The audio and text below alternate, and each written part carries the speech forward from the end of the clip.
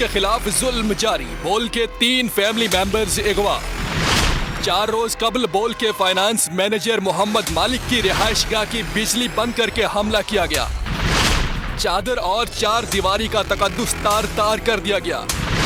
گھر میں توڑ پھوڑ کی، اہلیہ پر تشدد بھی کیا گیا۔ گھر والوں کو ہراساں کر کے محمد مالک کو اغوا کر لیا گیا۔ ٹھیک اسی ہی وقت بول پلاننگ اینڈ ڈیولپمنٹ کے ہیڈ عدیل زبیری کی رہائش گاہ پر نامعلوم افراد نے حملہ کیا، چادر اور 4 دیواری کا تقدس پامال کیا اور عدیل زبیری کو بھی اغوا کر لیا گیا۔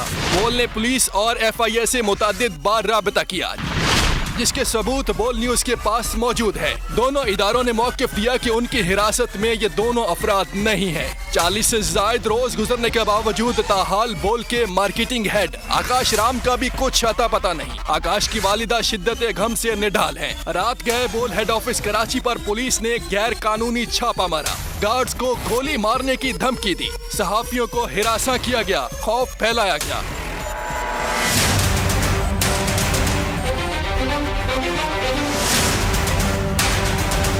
شعیب احمد شیخ کی رہائش گاہ پر بھی پولیس نے غیر قانونی چھاپا مارا، گھر میں کودنے کی کوشش کی، گارڈز اور عملے کو ہراساں کیا۔ پولیس کو واضح جواب دیا گیا کہ شعیب احمد شیخ رہائش گاہ پر موجود نہیں ہے۔ پولیس وارنٹ گرفتاری دکھائے تو شعیب شیخ خود رہائش گاہ آ کر گرفتاری دیں۔ ان سب کے باوجود کو چیئرمین بول نیوز شعیب احمد شیخ کے بیچ ہاؤس، جس کو عدالتی احکامات کے باوجود توڑا گیا تھا، وہاں بھی بغیر کسی وارنٹ کے غیر قانونی چھاپا مار کر تلاشی لی گئی۔ بول کی عوام سے اس وقت مشکل وقت میں دعاؤں کی اپیل ہے۔